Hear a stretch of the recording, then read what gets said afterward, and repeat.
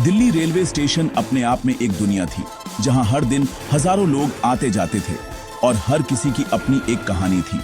जिंदगी की एक ऐसी बेतरतीब सिम्फनी जो कभी सोती नहीं थी। यहाँ हर आवाज, हर हलचल, हर सीटी एक नए किस्से की शुरुआत थी।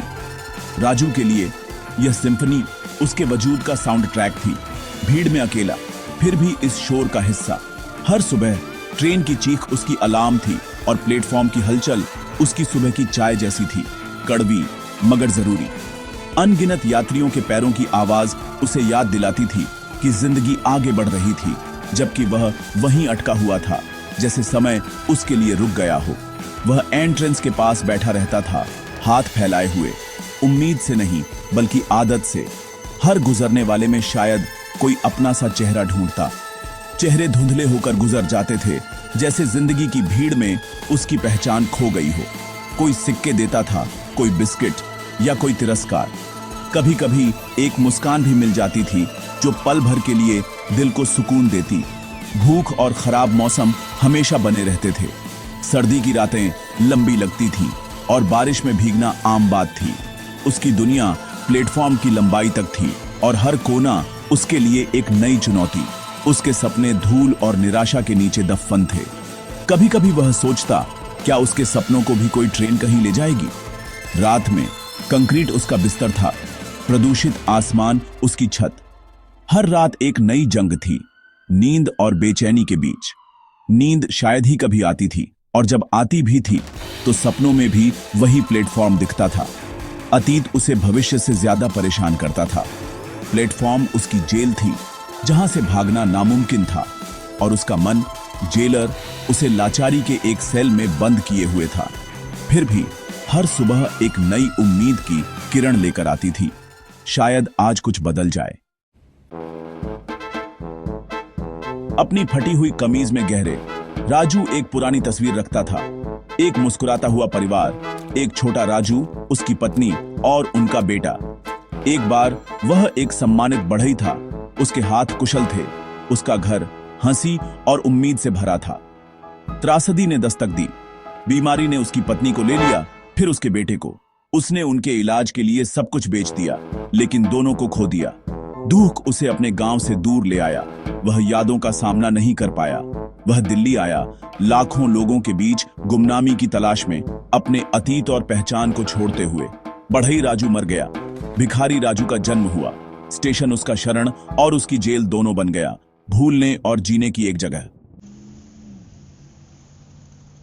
साल धुंधले होते गए। राजू की आत्मा मुरझा गई। उसके दिन एक रस लूप में बदल गए। एक दोपहर एक परिवार पास में रुका।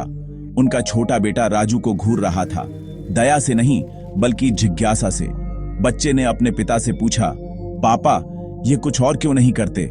सवाल सरल और मासूम ने राजू के कठोर खोल को भेद दिया। यह उसके मन में गूंजता रहा, उसका ध्यान किस्मत से अपनी पसंद की ओर मोड़ते हुए। सालों में पहली बार जिम्मेदारी की एक चिंगारी उसके अंदर भड़की। बच्चे के शब्दों ने उसे जगा दिया। बच्चे का सवाल राजू को परेशान करता रहा। उस मासूम आवाज में छुपा सवाल उसके दिल में गूंजता रहा, जैसे कोई पुराना घाव फिर से हरा हो गया हो। रात की खामोशी में जब बाकी दुनिया सो रही थी, राजू की आंखों से नींद गायब थी। वह सोचता रहा, क्या उसकी जिंदगी वाकई सिर्फ भीख मांगने तक ही सीमित है? क्या उसके पास कोई और रास्ता नहीं है? तुम कुछ और क्यों नहीं करते? बच्चे के इन शब्दों ने राजू के मन में हलचल मचा दी। पहली बार उसने अपने हालात पर सवाल उठाया। उसने अपने फैले हुए हाथ और उन सिक्कों को देखा जो उसने इकट्ठे किए थे। यह जीवन यापन के लिए नहीं बल्कि हार मानने के लिए थे। हर सिक्का जैसे उसकी मजबूरी की कहानी कह रहा था। उस रात उसने फैसला किया, कल वह भीख नहीं मांगेगा। यह फैसला आसान नहीं था, लेकिन उसके भीतर एक नई उम्मीद जागी थी। अगले दिन वह बिना भीख मांगे बैठा रहा। उसके चेहरे पर एक अलग सा सुकून था, मानो उसने खुद से एक वादा किया हो। लोग अभी भी सिक्के फेंकते थे, लेकिन उसने मांगे नहीं। उसने उन सिक्कों को अनदेखा किया, जैसे अब वे उसकी जरूरत नहीं रहे। जो थोड़ा बहुत उसके पास था, उससे उसने बिस्किट का एक पैकेट और एक कप चाय खरीदी। फिर एक पुरानी दुकान से बच्चों की एक किताब। यह किताब उसके लिए सिर्फ कागज के पन्ने नहीं थी, बल्कि एक नई शुरुआत की चाबी थी। उसने पढ़ने की कोशिश की, एक धुंधली प्लेटफॉर्म लाइट के नीचे शब्दों को जोर से पढ़ते हुए। हर अक्षर उसके लिए एक नई चुनौती थी, लेकिन वह हार मानने को तैयार नहीं था। हर शब्द एक छोटी जीत थी, अपने जीवन को वापस पाने की दिशा में एक कदम। उसकी मुस्कान में अब आत्मविश्वास झलकने लगा था। वह सिर्फ एक किताब नहीं पढ़ रहा था, वह एक नया अध्याय शुरू कर रहा था। एक छोटी सी कोशिश, एक छोटे से सिक्के की ताकत ने उसकी जिंदगी की दिशा बदल दी थी। राजू का नया रूटीन शुरू हुआ। बचे हुए सिक्के खाने पर खर्च करना और बाकी सीखने के लिए बचाना। उसने बच्चों की किताबों से शुरुआत की, फिर अखबारों से। विक्रेता शर्मा जी ने उसकी कोशिश पर ध्यान दिया। शर्मा जी राजू का दृढ़ संकल्प देखकर उसके अनौपचारिक शिक्षक बन गए, शब्दों में उसकी मदद करते और खबरों की कहानियों को समझाते। राजू ने दुनिया के बारे में सीखा, लोगों के मुश्किलों पर काबू पाने के बारे में और यात्रियों की जरूरतों के बारे में। उसने कमियां देखी, चाय की दुकानों पर लंबी लाइनें, थके हुए यात्री आराम की तलाश में। उसके अंदर का बढ़ई फिर से जाग गया, सिर्फ शब्द नहीं बल्कि अवसर देखते हुए। उसने एक उद्देश्य के साथ बचत करना शुरू किया। हर सिक्का एक नए जीवन की नींव में एक ईंट था। रेलवे स्टेशन उसकी यूनिवर्सिटी बन गया। चाय की दुकान का आइडिया राजू का जुनून बन गया, परिवर्तन का एक प्रतीक। उसने विक्रेताओं का अध्ययन किया, पीक आवर सीखे और हर रुपया बचाया, उद्देश्य के साथ, कठिनाई सहते हुए। उसने बोतलें इकट्ठी की, छोटे मोटे काम किए और धीरे धीरे एक छोटा सा ढेर बनाया। महीनों बाद उसने एक स्टोव, केतली, गिलास, चाय और बिस्किट खरीदे। हर चीज उसके सपने का एक टुकड़ा थी। उसने प्लेटफॉर्म का एक शांत कोना चुना, भगाए जाने का जोखिम लेते हुए, लेकिन दृढ़ था। उस रात उसने अपने बर्तनों को ध्यान से साफ किया, उन्हें एक लकड़ी के तख्ते पर रखा। जैसे ही सुबह हुई, उसने अपना स्टोव जलाया। नीली लौ उम्मीद की एक किरण थी। पहले कुछ घंटे तनाव भरे थे, यात्री तेजी से गुजर रहे थे, लेकिन आखिरकार एक कूली चाय के लिए रुका। वह पहली बिक्री शानदार थी, एक सिक्का कमाया गया, दिया नहीं गया। जल्द ही और ग्राहक आए। राजू की चाय तेज और मीठी, थके हुए यात्रियों के लिए एक सुकून बन गई। उसने अपना स्टॉल साफ सुथरा रखा, सम्मान के साथ परोसा और एक वफादार ग्राहक बनाए। वह राजू चाय वाला बन गया, अब अदृश्य नहीं बल्कि स्टेशन का एक मूल्यवान हिस्सा था। उसका बिजनेस बढ़ा, स्नैक्स जोड़े, इन्वेंट्री संभाली और रेलवे पुलिस को भी विनम्रता से संभाला।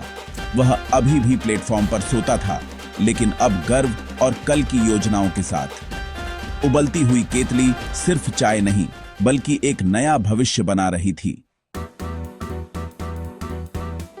सालों की कड़ी मेहनत रंग लाई। राजू का स्टॉल एक लैंडमार्क बन गया। उसने स्टेशन के बाहर एक छोटी दुकान किराए पर लेने के लिए काफी बचत की। अपनी बढ़ईगिरी स्किल्स का इस्तेमाल करके मुसाफिर कैफे बनाया। कैफे साफ, स्वागत योग्य और किफायती था। भोजन और चाय परोसता था। उसने स्टेशन से लड़कों को काम पर रखा और उन्हें मेंटर किया, उन्हें गरिमा और उम्मीद दी। मुसाफिर कैफे फला फूला और राजू एक सम्मानित स्थानीय लेजेंड बन गया। वह अपनी जड़ों को कभी नहीं भूला।